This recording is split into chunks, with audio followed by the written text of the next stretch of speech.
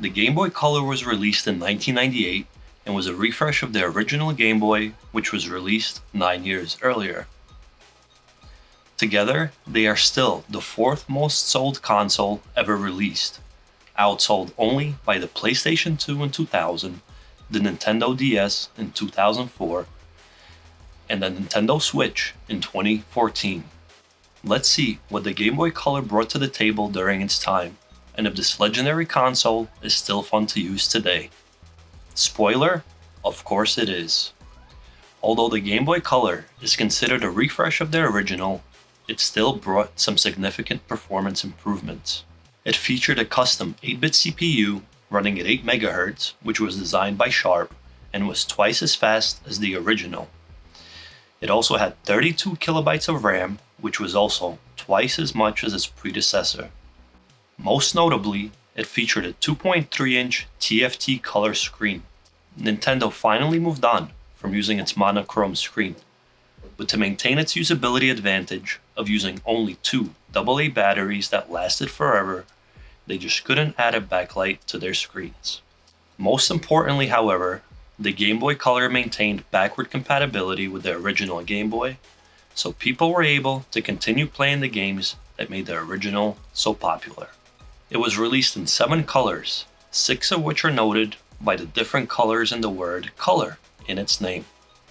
Those were berry pink, grape purple, kiwi green, dandelion yellow, and teal blue.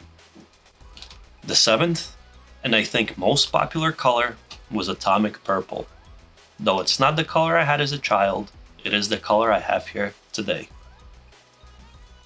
Let's take a quick look around the Game Boy before checking out some of the accessories that you were able to buy for it. It has a regular directional pad on the left, and there's an A and B button to the right, and the usual select and start buttons in the middle. There's a power switch and volume control on the side. It also has an infrared port and a Game Link port, which we will discuss next. I won't cover all the accessories that exist, but only some of the licensed ones that I can remember using. Not so much of an accessory, I guess, but the Game Link port and associated cables allowed 2 to 4 Game Boys to be interconnected for a multiplayer experience. This cable allowed you to share data between Game Boys, play games in co-op or against each other, and swap in-game items. Here's a list from Infinity Retro of some of the multiplayer games that were available.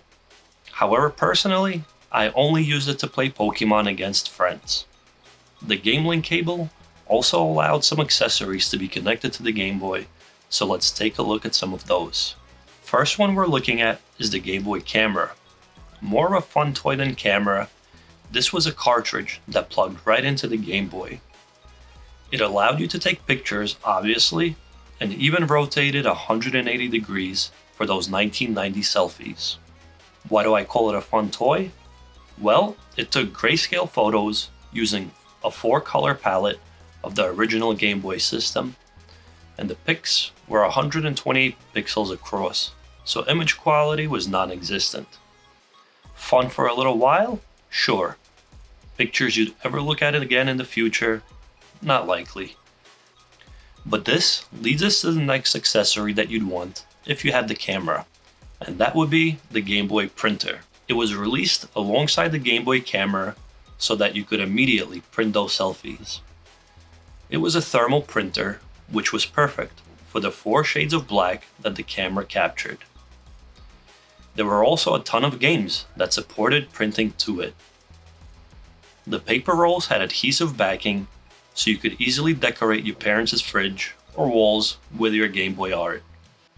Lastly, my most important and must-have accessory is a little light that plugs right into the Game Link port. Since the screen lacks a backlight, if you're in a dim room or the sun starts going down, playing became kind of hard since you could barely make out anything on the screen. So either you had to sit next to a lamp, which would make it hard to hide from your parents, or you got one of these and could keep playing under your blanket instead of sleeping. How does it feel to play the Game Boy Color today? Well, let me start by saying that the tech is light years apart, and it simply cannot compete with today's consoles. The tech is many light years apart, and you need to keep that in mind. So either you play this as a kid and will love it for the nostalgia, or if this is your first time, then approach it with an open mind. I won't call the graphics bad, but I'll refer to them as retro to make it sound a little better. As far as gameplay is concerned, the Game Boy didn't become a legendary device without having a stronghold on some legendary game titles. Some of the games withstood the test of time and are still popular today, although they went some revisions and updates. Titles such as Tetris, the most sold game ever created, variations of Pokemon such as Red, Yellow, Blue, and Gold, Super Mario games, and Zelda are all still around, and were available almost 2 decades ago on the Game Boys. I really wanted to get my hands on a Pokemon game to relive my childhood with you guys, but unfortunately, they're hovering around $100 on eBay, and I haven't convinced myself to buy one just yet. However, I will bless you guys with some gameplay of Super Mario that I have here today, which was only $25 on eBay.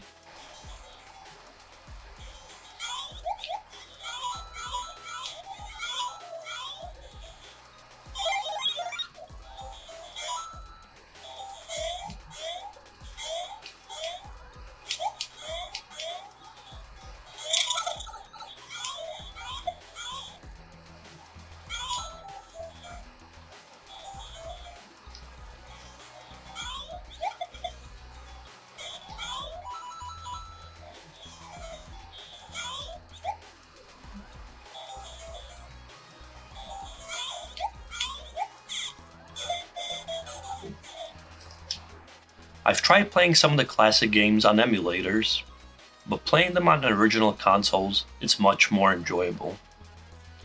It really brings you back and is much more enjoyable in my experience. I was already around when the Game Boy Color was released, so it's very reminiscent of simpler times in my life. I would strongly suggest that if you want to play some of the classic games, that you do so the way they were meant to be played and experience them the way they were designed to be experienced. That's all for this rewind. Let me know in the comments which tech brings you back, and what I could feature in a future video.